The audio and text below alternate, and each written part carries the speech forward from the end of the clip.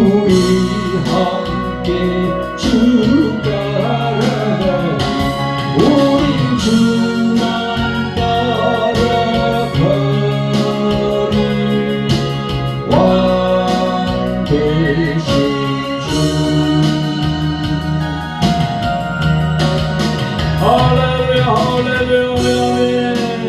우리는 주 예수 그리스도를 따라가기를 원합니다.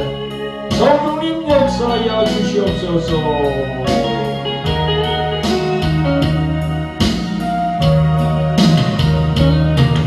경배와 사랑 드리네.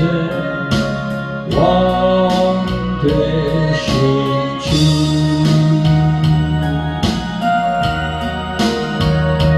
경배와 사랑 드리네. 왕 되신 주.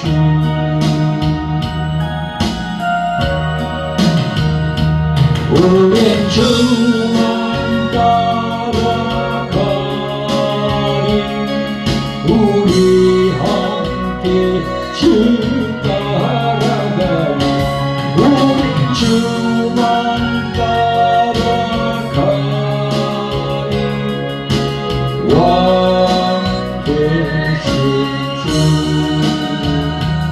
할렐루야 할렐루야 할렐루야 할렐루야 아멘.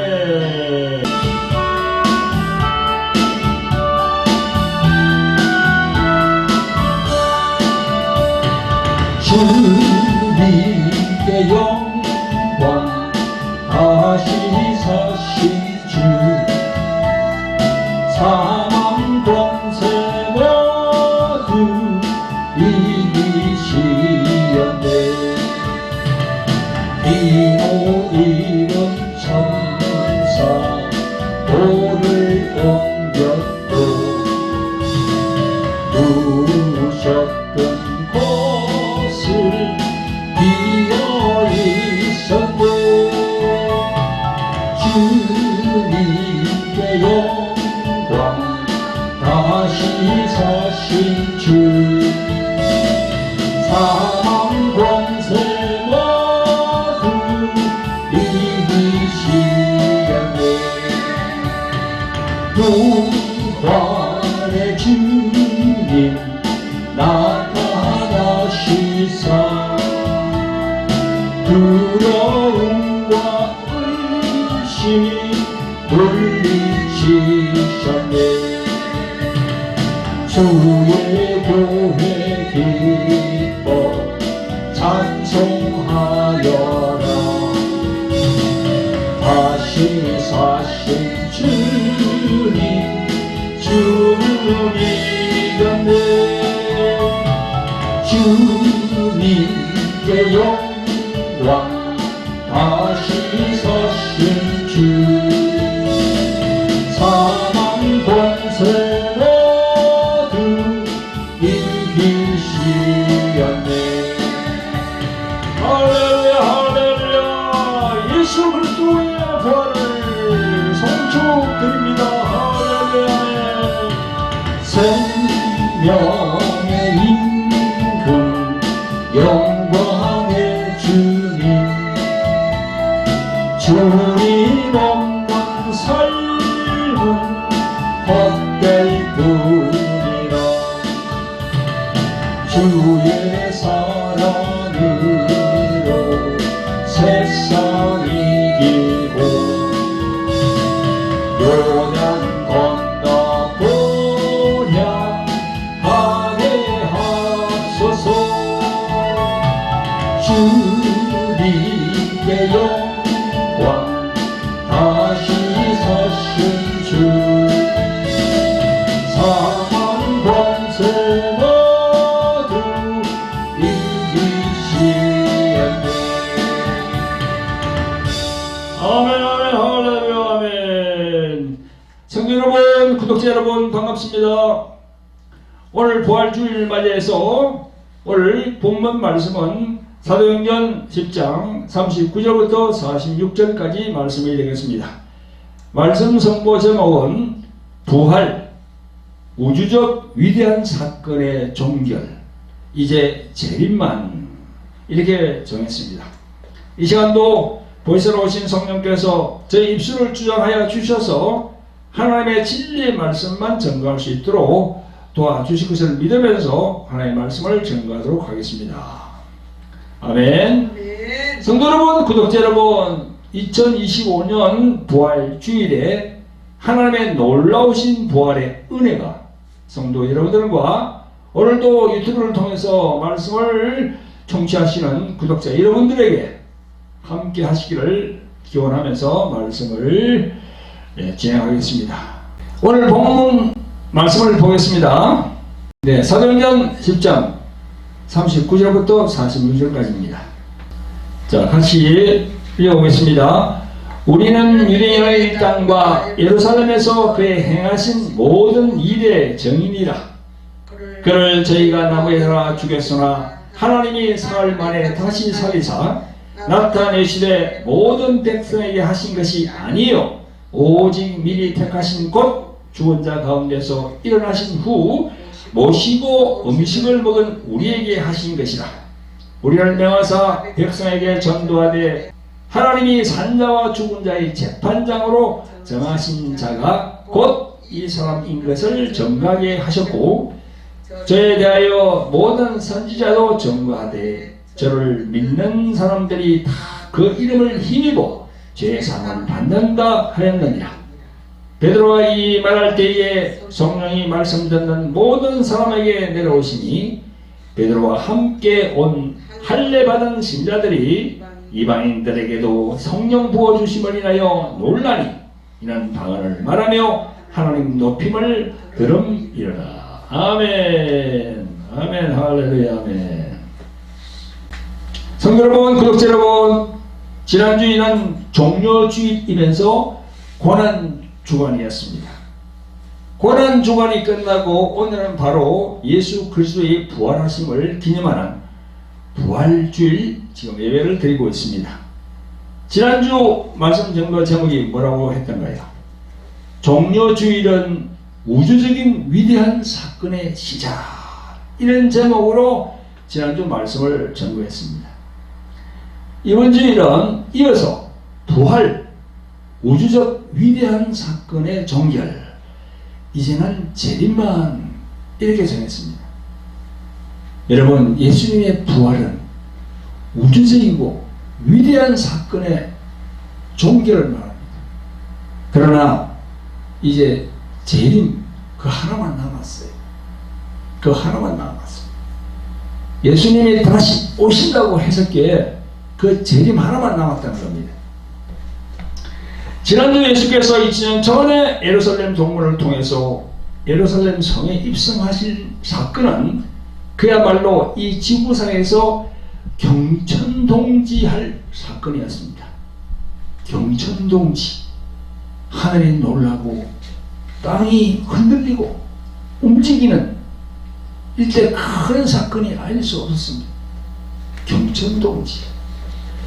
우리가 살고 있는 이 우주와 그리고 이 땅에 하늘이 놀라고 땅이 뒤흔들리는 사건이 일어났는데, 그 사건이 어떤 사건일까요? 그게 바로 하나님의 독생자이신 아들이 자신이 창조한 이 땅에 오셔서 십자가에 매달리는 그 사건, 십자가에서 죽는 그 사건, 그게 바로 경천동지할 사건인 것입니다. 그때 장면에 누가복음 23장 44절부터 나옵니다. 때가 제60쯤, 그러니까 이게 낮 12시입니다. 때가 제60쯤 되어 해가 빛을 잃고 온 땅에 어둠이 임하여 제9시까지 오후 3시까지 계속하며 성소의 휘장이 한가운데가 찢어지더라, 이렇게 성경에 기록되어 있습니다. 태양이 대낮인데도 빛을 잃고 온 땅의 어둠이 3시간 동안 계속되면서 마태복음 27장 50절에 보니까 땅이 진동하며 바위가 터지고 이렇게 되어 있어요. 땅이 막 진동을 한 거예요. 그 지진이 나면 그렇잖아요. 땅이 막 저도 지진을 한번 외국에서 경험했는데 엄청나게 센 지진을 경험했거든요. 이것이 보통의 일입니까? 이것은 우주적인 놀라운 대사건이 아닐 수 없습니다. 그 작은 나라 이스라엘에서만 일어나는 것이 아니라 이 지구에 있는 5대양 6대주에 걸쳐서 일어난 놀라운 사건입니다. 이 세상을 창조하신 이가 육신을 입고 자기 땅에 오신 이 사건, 그래서 십자가에서 죽으신 사건, 이게 놀라운 사건이죠. 요한복음 1장 9절부터 보면요, 예수님께서는 자신이 창조한 자기 땅에 오셨다고 증거하고 있습니다. 참빛 곧 세상에 와서 각 사람에게 비치는 빛이 있었나니 그가 세상에 계셨으며 세상은 그로 말미암아 지음받았으되 세상이 그를 알지 못하였고 자기 땅에 오매 자기 백성이 영접치 아니하였다, 이렇게 기록하고 있습니다. 여기 분명히 자기 땅이라고 기록되어 있어요. 자기 땅. 이 지구가 자기 땅입니다. 예수님의 땅이에요. 그 자기 땅이라는 그 표현이 그 작은 이스라엘을 말씀하시는 게 아니에요. 이 앞절에 10절에 보면 세상은 예수님으로 말미암아 지은 바 되었으되 라고 하십니다. 여러분, 이 세상은 바로 5대양 6대주로 되어 있는 이 지구 전체를 말하는 것입니다. 즉 이 5대양 6대주가 예수님이 지으신 땅과 바다 그리고 하늘인 것입니다. 따라서 교회에 나오시는 신자들도 좁은 시야로 성경을 보지 마시고 넓은 시야로 더 크게 더 높이 올라가서 예수님을 생각하시기를 존귀하신 예수 그리스도의 이름으로 축원드립니다. 아멘. 성경에 온 구독자 여러분, 지난주 종료주일을 시작해서 고난주간이 끝나고 오늘은 주 예수께서 부활하신 부활을 기념하는 날입니다. 이 부활이야말로 우주적이고 위대한 사건의 종교를 알리는 놀라운 사건이 아닐 수 없습니다. 그러나 예수님의 재림이 남아있으므로 완전히 종결되었다고는 할 수 없습니다. 여러분, 세상에 있는 많은 사람들은 예수님을 4대 성인, 즉 석가모니, 마호멧, 공자, 또 소크라테스 이런 성인들과 동격으로 보려고 합니다. 그러나 보세요, 이들 중에 부활한 사람이 어디 있습니까? 모두가 육신의 죽음을 맞이한 후 다시 살지를 못했습니다. 지금도 그들의 무덤이 다 있습니다. 더 나아가 저들은 세상의 방식으로 태어난 사람들입니다. 세상의 방식. 남자와 여자가 결혼해서 첫날 밤에, 남자와 여자가 결혼해서 첫날 밤에 아기를 잉태하는 그런 세상 방식으로 태어난 사람들입니다. 그러나 예수님께서는 성모 마리아 태중에 성령으로 잉태하셔서 태어나신 분입니다. 그게 성경 마태복음 1장에 나옵니다. 18절부터 보면요, 예수 그리스도의 나심은 이러하니라 그 모친 마리아가 요셉과 정혼하고 동거하기 전에 성령으로 잉태된 것이 나타났더니 그 남편 요셉은 어려운 사람이라 저를 드러내지 아니하고 가만히 끊고자 하여 이 일을 생각할 때에 주의 사자가 현몽하여 가로되 다윗의 자손 요셉아 내 아내 마리아 데려오기를 무서워 말라. 저에게 잉태된 자는 성령으로 된 것이라. 아들을 낳으니 이름을 예수라 하라. 이는 그가 자기 백성을 저희 죄에서 구원할 자이심이라. 이렇게 기록되어 있습니다. 요셉이 얼마나 황당했겠습니까? 마리아와 이렇게 결혼하려고 정혼을 해놨는데 지금 말하면 약혼이죠. 임신을 해서 배가 불렀어. 그러니까 요셉이 엄청나게 고민을 했을 겁니다. 인간적으로. 그 얘기 나와요. 여기 있습니다. 저를 드러내지 아니하고 가만히 끊고자 하여 이 일을 생각할 때 고민을 많이 했는가 봐요. 요셉이. 근데 이제 꿈에 현몽을 하는 거예요. 여기 나오잖아요. 현몽하여 가로되 다윗의 성 요셉아 내 안에 마리아 데려오기를 무서워 말라. 저기 잉태된 자는 성령으로 된 것이라. 성령으로 어떤 남자의 그런 정자로 잉태된 것이 아니다 하고 천사가 꿈에 그렇게 행복해 주는 거죠. 여러분, 그러면 왜 남자의 그 정자로 임신이 되지 아니하고 성령으로 잉태를 이렇게 하나님께서 이렇게 하셨을까요? 세상에 많은 사람들의 방식으로 자손을 잉태하면 의인이 될 수가 없어요.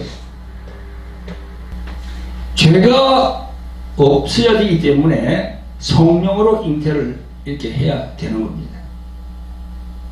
죄가 없어야 돼요. 우리는 태초 아담으로부터 내려오는 그런 죄가 있기 때문에 누구도 죄 없는 사람이 없습니다. 다 죄인입니다. 석사, 석가나 마호벳 공자가 십자가에 달려서 죽는다 해도 모든 인류를 구원할 자가 되질 못해요. 죄인이기 때문에. 우리들 모든 인간은 예수님을 제외하고는 모두가 죄인이라는 그 DNA가 있기에 십자가에 올라가 죽는다 하더라도 그 죄를 없이 하는 효력을 나타낼 수가 없는 겁니다. 죄 없으신 아들이 육신을 입고 이 땅에 오셔야 돼요. 그래서 말씀되시는 그리스도가 육신을 입고 이 땅에 오신 겁니다. 그래서 사도 요한은 요한 1서 3장 5절에서 이렇게 증거합니다. 그가 우리 죄를 없이 하려고 나타내신 바 된 것을 너희가 안 하니 그에게는 누굽니까? 바로 예수님이거든요. 그에게는 죄가 없느니라 그랬어요. 죄가 없느니라. 왜? 성령으로 잉태됐거든. 할렐루야. 그걸 아셔야 돼요, 여러분들이. 다른 성인하고 다른 게 바로 그게 다른 겁니다. 근데 교회에 나오지 않고 성경을 이렇게 읽어보지 않으면 그걸 사실 알 수가 없지. 그러니까 예수님을 자꾸 4대 성인 안에 넣어가지고 그렇게 생각하는 거예요. 그래서 교회에 나와야 되고 성경을 봐야 되는 겁니다. 그리고 사도 바울도 로마서 3장 10절에서 기록된 바 의인은 없나니 하나도 없다. 바로 예수님만 의인이다 라고 사도 바울이 또 이렇게 정리하고 있습니다. 말씀되시는 예수께서 성모 마리아 태중에 잉태하신 그 이유에 대해서 성경적으로 확실하게 깨달으시기를 예수 그리스도의 이름으로 축원드립니다. 성도 여러분, 구독자 여러분, 오늘 본문으로 다시 돌아가 보겠습니다. 베드로 사도는 오늘 본문 39절에서 우리는 유대인의 땅과 예루살렘에서 그의 행하신 모든 일의 증인이라 이렇게 말했습니다. 바로 베드로가 예수님 가까이에서 듣고 보고 한 모든 일의 증인이라고 그렇게 베드로가 고백하고 있습니다. 여러분, 그러나 베드로 사도가 처음부터 이렇게 성령으로 충만하지는 않았습니다. 베드로 및 제자들의 모습이 잘 나와 있는 곳이 바로 마태복음 16장 15절 이하에 나옵니다. 예수께서 제자들에게 사람들이 나를 누구라 하느냐 그 질문에 이어서 그러면 너희는 나를 누구라 하느냐 이렇게 제자들에게 물었습니다. 그때 베드로가 주는 그리스도시요 살아계신 하나님의 아들이시니이다 라고 대답했습니다. 베드로가 예수님을 그리스도라고 하니까 예수님은 베드로를 칭찬하면서 20절에 이에 제자들을 경계하사 자기가 그리스도인 것을 아무에게도 이르지 말라 하시면서 21절에 이때로부터 예수 그리스도께서 자기가 예루살렘에 올라가 장로들과 대제사장들과 세관들에게 많은 고난을 받고 죽임을 당하고 제3일에 살아나야 할 것을 제자들에게 비로소 가르치시니 이때 수혜자 베드로의 반응이 어떠했습니까? 22절에 보니까 베드로가 예수를 붙들고 가나요 가로되 주여 그리 마옵소서 이 일이 결코 주에게 미치지 아니하리이다 라고 했습니다. 예수님께서 그 십자가로 올라가는 일이 결코 일어나지 않을 것이고 또 그렇게 올라가시면 안 됩니다. 그런 이야기입니다. 베드로는 하나님께서 앞으로 예수님을 통해서 어떤 일을 해야 하는가를 베드로는 그때까지 몰랐습니다.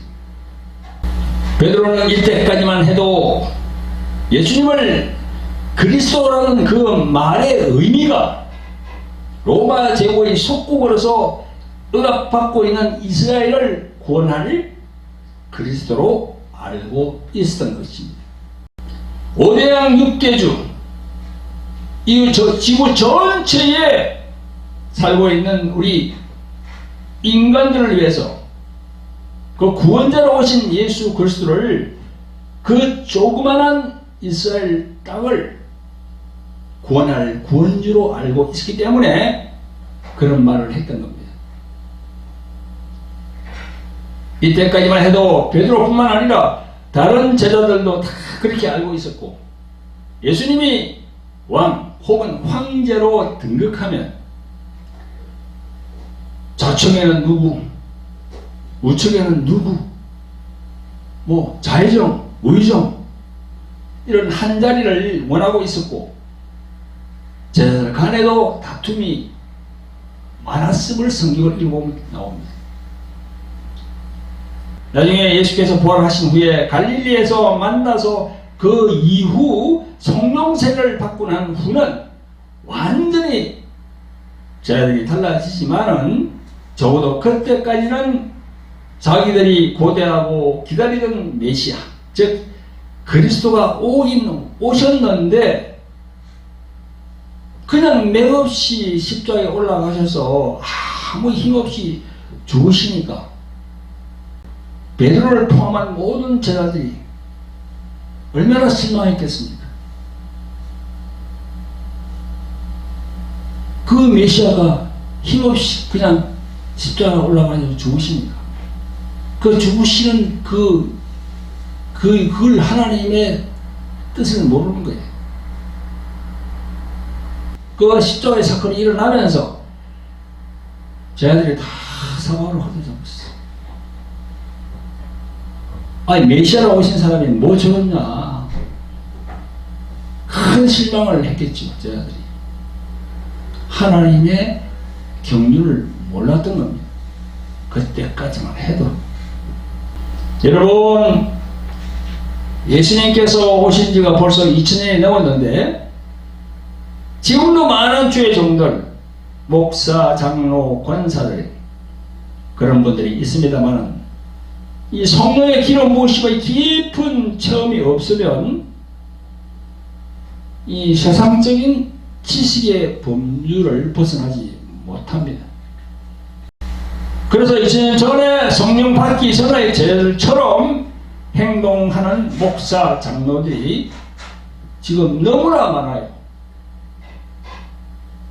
성령으로 깊이 그걸 보지 못한다는 거죠.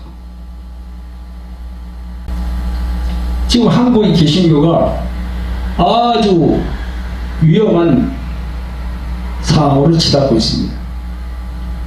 우리 한국에 복음이 들어온 지도 지금 120년, 130년인데 1980년대까지는 쭉 성장했습니다. 기독교가, 개신교가. 근데 그 이후부터 20년, 30년 지금 이 시점에 와서는 너무나 내리막길을 가고 있습니다. 그런 정치 이념 때문에 완전히 내리막길을 가고 있어요. 이거는 완전히 영적인 문제거든요. 소란 마귀가 그냥 생각을 뒤흔들고 있는 거예요. 지금 우연히 그렇게 일어난 게 아니고요. 제가 볼 때는 사단 마귀가 이념을 가지고 이 기독교, 이 개신교를 막 흔들고 있는 거예요. 지금 그걸 기존적인 큰 교회 목사들이 몰라요. 그걸 그냥 그대로 따라가는 거예요. 정가훈 같은 사람들, 저는 정가훈 같은 사람들을 목사라고 할 수가 없습니다. 그냥 정가훈 씨야. 그래서 성령 받기 전의 제자들처럼 그렇게 행동하고 있는 겁니다. 많은 목사들이 이름을 대면 다 알 수 있는 큰 교회 목사들이 그렇게 하고 있어요. 지금 빨리 회개하고 돌아서야 됩니다. 우리 목사들이 회개하고 돌아서지 않으면 하나님의 징계가 임하는 겁니다. 우리나라에 꼭 명심하시기를 예수 그리스도로 부탁을 드립니다. 성도 여러분, 구독자 여러분, 오늘 본문의 베드로 사도의 설교를 보면 핵심적인 내용이 무엇입니까? 바로 예수님의 십자가와 부활입니다. 예수님의 십자가와 부활이야. 핵심 내용이 그렇습니다. 우리는 부활주의를 맞이할 때마다 부활의 의미와 현재의 삶 속에서 어떻게 부활을 실천할 수 있을까? 부활의 현재성에 대해서 많은 말씀을 듣게 됩니다만, 그러나 부활에 있어서 가장 중요하고 우선적인 것은요, 예수님이 실제로 부활하셨다는 부활의 역사성을 믿는 겁니다. 이 부활을 하셨다는 건요, 하나의 전설이나 무슨 그런 게 아니에요. 실제로 역사적으로 예수님이 부활하셨다고 성경에 기록되어 있는 겁니다. 우리 믿는 모든 성도들은 그걸 믿으셔야 돼요. 그걸 세부적으로 몇 가지만 제가 말씀드리겠습니다. 첫째로 예수님의 부활은 하나님의 역사이기 때문에 그게 진리로 이렇게 우리가 다가오고 있는 겁니다. 40절에 보니까 하나님이 사흘 만에 다시 살리사 나타내시되 했습니다. 하나님이 다시 살리사, 하나님이 다시 살리신 것이 바로 예수님의 부활이십니다. 이 말은 예수님이 하나님의 능력으로 살리심을 받으셨다는 말씀이기도 하지만 하나님이 예수님을 참 구세주로 인정하셨다는 의미가 있습니다. 할렐루야. 여러분, 예수님 외에 하나님이 누구를 죽음의 권세에서 부활시키겠습니까? 그런 사람은 이 세상에 아무도 없습니다. 한 사람도 없습니다. 오직 예수님만이 유일하신 분입니다. 그러기에 예수님이 그분만이 인류의 유일하신 구세주가 되시는 겁니다. 할렐루야. 그런데 여러분 잘 아시는 바와 같이 WCC 세계교회협의회 있잖아요. 거기 쭉 보니까, 제가 읽어보니까요, 하던 성인들이 다 그리스도래요. 작가도 그리스도, 공자도 그리스도, 누구도 그리스도 다 인정을 해주니까, 종교를. 그리고 그 종교에서 내세우는 사람들이 있잖아. 그게 다 그리스도라는 거야. 그 중에 한 사람으로 예수님을 얘기하고 있어요. 이 말이 됩니까, 이게? 그 많은 교회의 큰 교회 목사들이 거기에 가입하고 있어요. 큰일 날 소리거든, 그게. 그런 사람들은요, 천국을 못 갑니다. 예수님만 유일하신 그리스도가 되십니다. 아멘. 이 진리의 말씀을 여러분들의 심령에 잘 간직하시기를 예수 그리스도로 축원드립니다. 아멘. 자, 두 번째로는요, 예수님의 부활은 육체적인 부활입니다. 41절에 보니까 부활하신 예수님이 제자들과 함께 식사를 하셨다고 기록되어 있습니다. 죽은 자 가운데서 부활하신 후 그를 모시고 음식을 먹은 우리에게 하신 것이라, 이렇게 기록되어 있어요. 예수님은 부활하신 후 제자들과 함께 음식을 잡수셨는데요, 누가복음 24장에 보면 부활하신 주님은 엠마오로 내려가던 두 제자와 함께 음식을 잡수셨습니다.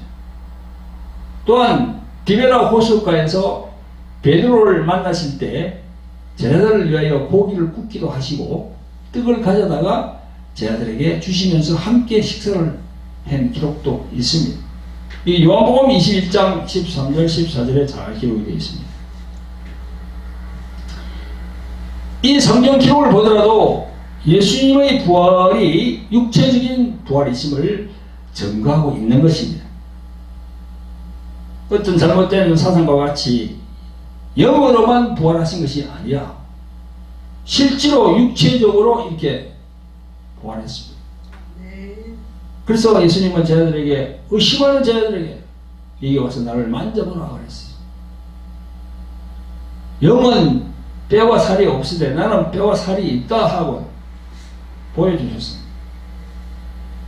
정말 놀라운, 정말 이것은 놀라운 우리 발견입니다. 육체적으로 바로 앞에 계십니다. 이 사실을 믿으시기를 예수 그리스도의 이름으로 축원드립니다. 자, 세 번째로는 예수님의 부활은요, 예수님이 산자와 죽은 자의 재판장이 되게 하시기 때문입니다. 오늘 우리가 조금 전에 사도신경 읽었잖아요. 사도신경 보면요, 여기 나옵니다. 사도신경 중간에 보면요, 이런 구절이 있습니다. 저리로서, 저리라는 것은 바로 예수님을 말하거든요. 예수님으로서 산자와 죽은 자를 심판하려 오시리라 하고, 이게 신앙 고백이 있잖아요. 그걸 지금 말씀하시는 거예요, 지금. 베드로는 42절에서 하나님이 살아있는 자와 죽은 자의 재판장으로 정하신 자가 곧 이 사람이 이것을 정언하게 하셨고, 이렇게 했습니다. 예수님은 부활하심으로 살아있는 자와 죽은 자의 재판장이 되십니다. 그렇다면 부활하신 주님이 무슨 재판을 하신다는 말씀입니까? 여기에 대해 주님은 또 인자됨으로 말미암아 심판하는 권한을 주셨느니라. 이를 놀랍게 여기지 말라. 무덤 속에 있는 자가 다 그의 음성을 들을 때가 오라니 선한 일을 행한 자는 생명의 부활로, 악한 일을 행한 자는 심판의 부활로 나오리라. 이랬습니다. 이게 선한 일과 악한 일이 있습니다. 그런데 어떤 종교에서는 이 선한 일과 악한 일을 그냥 행함, 뭐 좋은 일 하는 거, 좋은 일 하는 거, 착한 일 하는 거 하면은 뭐 생명의 부활로, 또 뭐 이 악한 일, 나쁜 일 하면은 뭐 심판의 부활로, 이렇게 아주 그냥 1차원적으로 간단하게 그렇게 대비하더라고. 그게 아닙니다. 선한 일을 행하는 자는 생명의 부활로, 예수님을 믿는 자, 성령 받은 자, 그게 바로 선한 자예요. 선한 일. 악한 일은 뭡니까? 예수님이 이 땅에 오신 거, 구세주로 오신 거 안 믿는 거예요. 안 믿어. 그 악한 사람들입니다. 착한 일을 행하고 안 하고, 그게 아니고 예수님을 영접하느냐 안 하느냐, 선악이 갈리는 거예요. 아멘.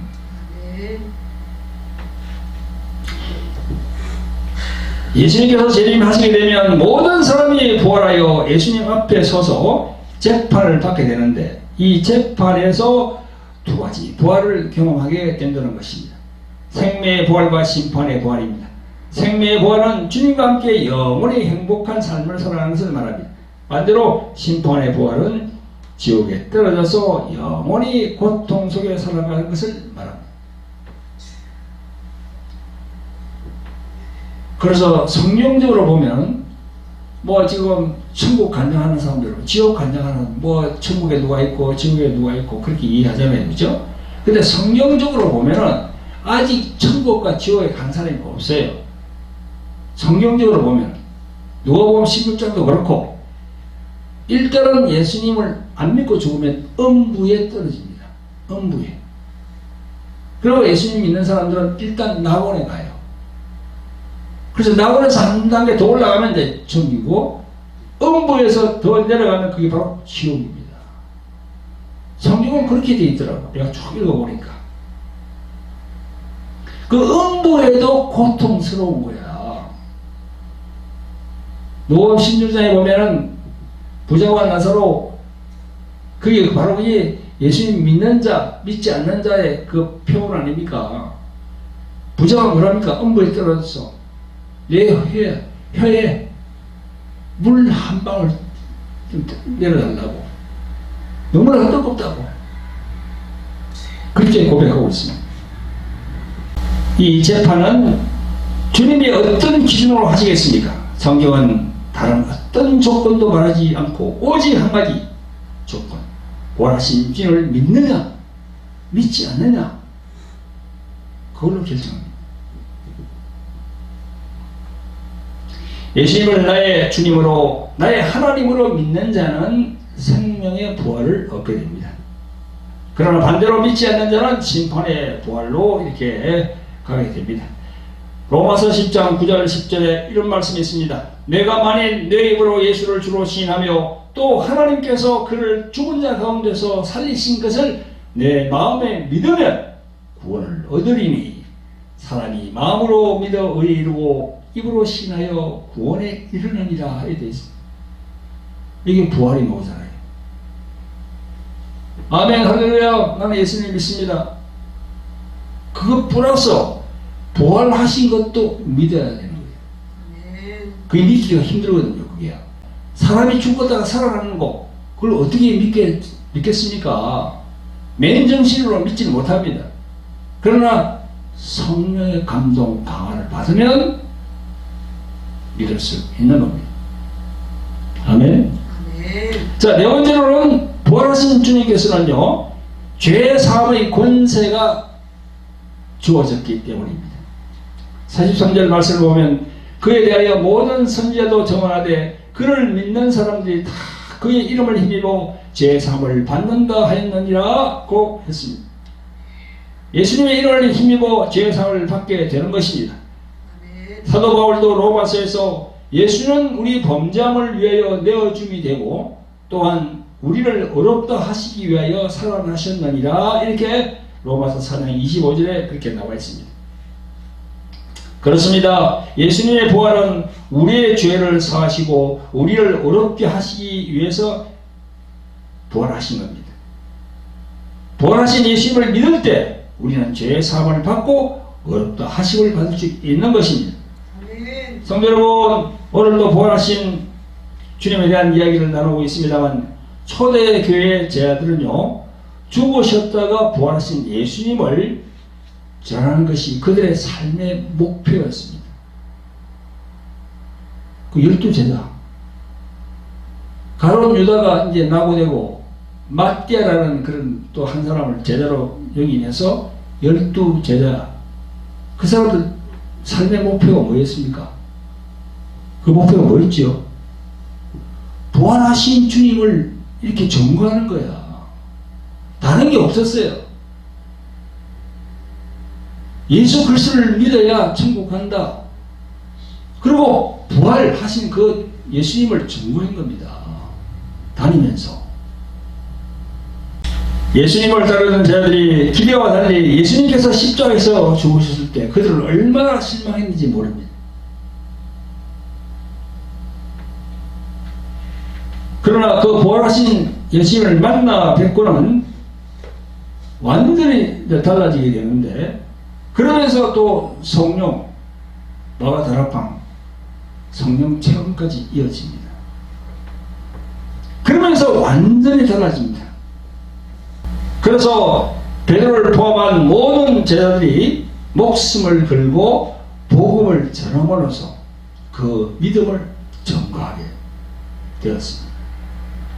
자기들이 생생하게 체험한 이 부활의 주님을 전함으로써 예수님이 유일하신 구세주라고 이렇게 전하고 있는 겁니다. 오늘 본문에서 나와 있는 그대로 베드로가 이러한 내용을 가지고 복음을 전하였을 때 성령이 말씀 듣는 모든 사람에게 내려오셨습니다. 구원의 역사가 일어났습니다. 방언을 말하고 하나님을 찬양했습니다. 할렐루야. 여기에서 우리는 예수님의 십자가와 부활의 복음이 얼마나 능력이 있는가를 알 수 있고 구원을 위해서 우리가 해야 할 일이 무엇인가를 알 수 있는 겁니다. 우리는 예수 그리스도를 전해야 하고 예수 그리스도의 십자가와 부활을 전해야 합니다. 할렐루야. 복음을 전할 때 능력이 막 나타납니다. 성령께서 그걸 보여주게 합니다. 저도 작년에 9월달에 우리 사모님과 함께 우리 9명이 캄보디아로 갔습니다. 그 캄보디아 가서 뭐 다른 선교팀들은 뭐 관광도 한다던데 저희들은 아예 그냥 하진 않고 오로지 선교에만 매진했어요.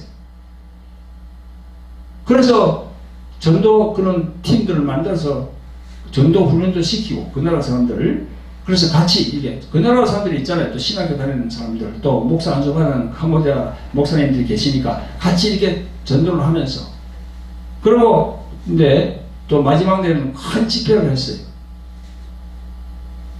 거기서 이제 저를 포함해서 전부 다 하나님 말씀을 막 전가하고 예수 그리스도와 그분이 우리의 구세주라고 강력하게 성령으로 막 전가하니까 그때 말이죠. 그 눈먼 사람이 있었는데 눈먼 할머니가 있었는데 눈을 뜨는 역사가 일어났어요. 그 우리들이 한 게 아니고 성령의 역사가 일어나게 되는 거야. 성령의 역사가 왜 일어납니까? 우리가 예수님을 구세주로 전가하고 예수님이 부활해서 살아나셨다. 왜 살아났느냐? 그런 걸 쫙 성경적으로 우리가 전가할 때 성령께서 그런 성령의 역사가 일어나게 하는 거예요. 보이지 않는 그런 눈먼 분이 눈을 뜨게 되는 역사가 일어나는 겁니다. 우리가 하는 게 아니고 성령께서 그렇게 하시는 겁니다. 할렐루야. 그리 함으로써 그 주위에 있는 사람들이 이 무슨 일이야? 깜짝 놀라는 거지요. 그래서 예수 그리스도를 믿게 하는 그런 효과를 성령께서 주시게 되는 거예요. 할렐루야. 그래서 우리는 예수님의 부활을 5대양 6대주에 이 전할 그런 사명이 있는 겁니다. 할렐루야. 성도 여러분, 저와 여러분들이 믿는 예수 그리스도가 인류 역사상 최초로 죽음의 권세를 이기시고 부활하여 부활의 첫 열매가 되셨음을 확신하시고 또 그런 믿음을 가지시기를 예수 그리스도의 이름으로 축원드립니다. 부활의 첫 열매가 되셨다. 부활의 첫 열매. 첫 열매니까 그 다음에 우리도 다 같이 부활한다는 겁니다. 할렐루야. 그 다음 계속 이어지니까. 할렐루야. 그 예수를 믿는 우리가 이 세상에서 가장 축복받는 자이심을 믿고 이 축복을 여러 사랑하는 사람들과 함께 나누는 저와 여러분들이 되시기를 부활하신 예수님의 이름으로 축원드립니다. 할렐루야. 아멘. 여러분, 지난주에도 하나님의 창조 7일과 예수님의 고난주간 7일 이 판례를 소개한 바 있습니다. 이 판례를 잠깐 소개한 후에 강보 몇 가지를 소개하고 모든 순서를 마무리하겠습니다. 하나님의 창조 7일과 예수님의 고난주간 7일 비교. 지난주일 종료주일에도 제가 말씀을 드렸는데요. 오늘 간단하게 다시 한번 또 말씀을 드리겠습니다. 말씀은 계속 들어야 믿음이 생깁니다. 여기 위에는요, 하나님께서 7일 동안 이 창세기 1장을 보면 하나님께서 7일 동안 모든 이 지구상의 모든 지구를 포함한 우주, 달과 해, 모든 그를 창조한 내역이 나와 있습니다. 그래서 첫째 날, 둘째 날, 셋째 날, 넷째 날, 다섯째 날, 여섯째 날, 일곱째 날 이렇게 쭉 되어 있습니다. 그런데 여기 밑에 보면요, 예수님이 마태복음에 보면 여기 마태복음 21장에 보면 종료주일을 맞이해서 예루살렘 동문을 통해서 들어오는 그런 기사가 있습니다. 이것이 바로 창세기에 나온 7이라고 딱 맞아떨어집니다. 이 첫째 날, 바로 동문을 통해서 오시는 겁니다. 이 첫째 날이 영원 세계에 계시다가 이 땅에 오신 예수님 오신 걸 말씀하거든요. 그래서 딱 들어와서 월, 화, 베다니에 계시고 여기서 그 다음에 넷째 날은 수요일 여기 보면요, 겟세마네 동산에서 기도하시고 겟세마네 동산에 계십니다. 다섯째 날은 여기 성만찬, 십자가 올라가기 전에 성만찬 하시거든요. 목요일날 이게. 그 다음에 금요일. 금요일은 우리가 아시다시피 짐승 육축, 인간 창조.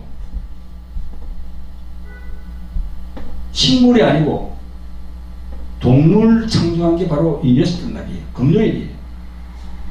이날 첫사람 아담을 지은 날이 이 금요일이에요. 첫사람 아담. 그런데 여기서 금요일날 예수님께서 십자가에 달리셨잖아요. 그 사도 바울은 뭐라고 합니까? 여기 골고다 십자가에 달린 이 예수님을 사도 바울은 뭐라고 그러죠? 마지막 아담이라고 그래요. 이 고린도전서 15장 45절 이하에 잘 나옵니다. 첫사람 아담과 마지막 아담 예수 그리스도. 해필이면 예수님이 이 금요일날 첫사람 아담을 창조한 금요일날 마지막 아담이 십자가에 죽으셨어요. 그러니까 이것만 보더라도 죄의 문제를 해결하기 위해서 오신 걸 우리가 대번에 알 수 있잖아요. 첫사람 아담이 이 죄를 보냈거든. 에덴 동산에서. 여기 금요일날 예수님께서 마지막 아담으로 오셔서 그 첫사람의 그 죄를 대속한 거예요. 그리고 여기 일곱째 날 토요일날 안식. 창세기에 보면 일곱째 날 안식했다고 그러잖아요. 그죠? 그 다음에 여기 예수님도 여기 부활하신 다음에 여기에 다 안식했습니다. 그리고 참 부활하셔가지고 어디로 가십니까? 다시 자신이 내려온 자신이 계시던 곳이 어디입니까?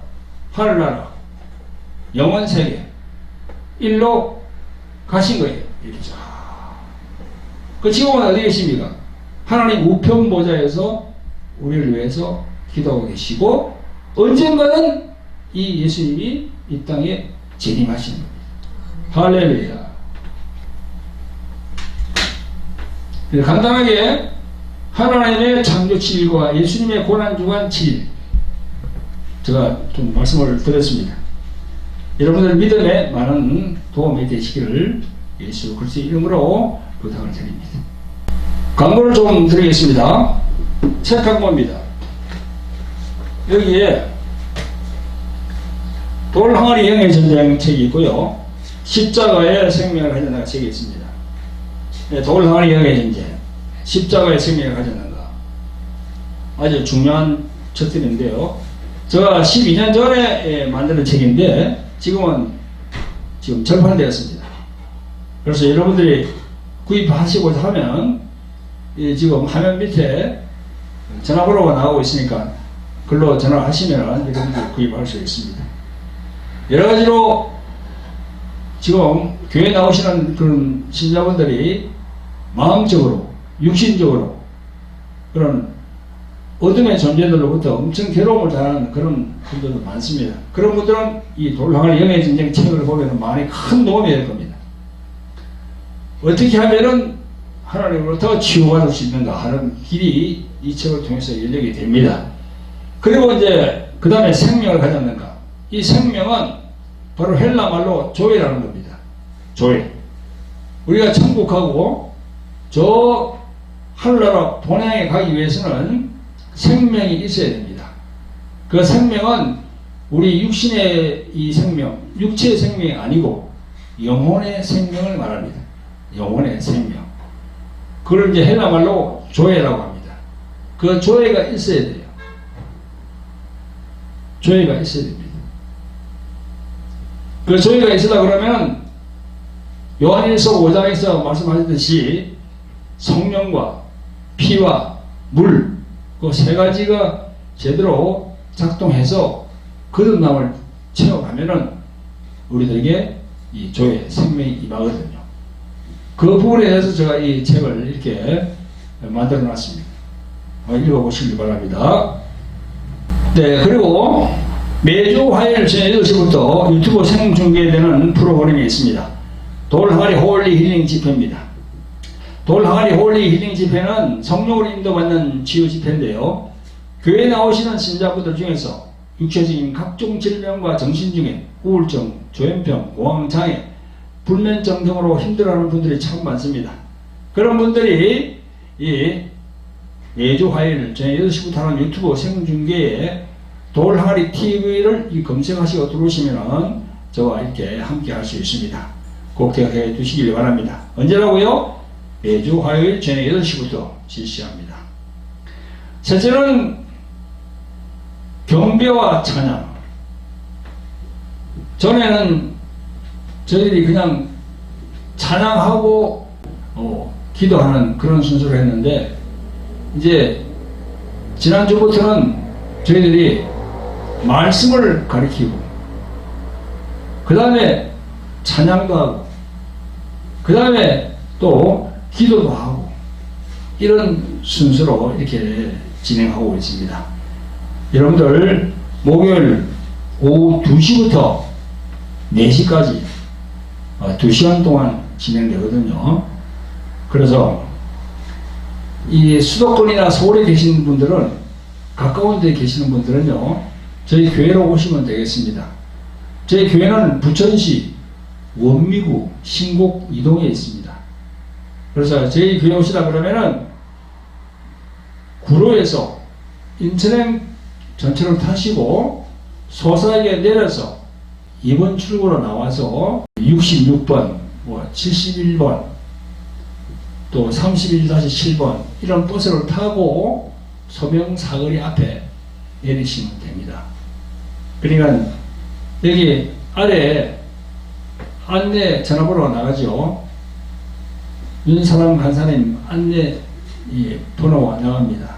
글로 문의하시면 잘 안내해 드리겠습니다. 그리고 선교 후원 날입니다. 저희들이 동남아 선교를 다니고 있거든요. 그래서 지금까지 필리핀, 그 다음에 베트남, 그 다음에 대만, 또 그리고 캄보디아, 저 멀리는 가테말라, 거기로 다녀왔습니다. 이 선교는 오늘도 말씀드리는데 지상명령이에요. 예수님께서 우리 주의 종들을 불러면은요, 땅끝까지 복을 전파하라. 예수님의 부활, 예수님의 생명을 전해서 그 죽어가는 영혼들을 예수님께 인도해라. 그게 바로 사명입니다. 이 목사와 장로들이 그 사명을 잊으면 안 됩니다. 그래서 그런 선교하기 위해서는 또 여러 가지 물질이 필요합니다.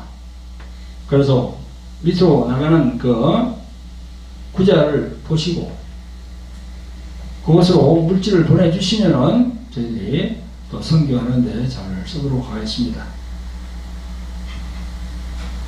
그리고 성교는 가고 싶은데 물질이 없어서 못 가는 분도 많거든요.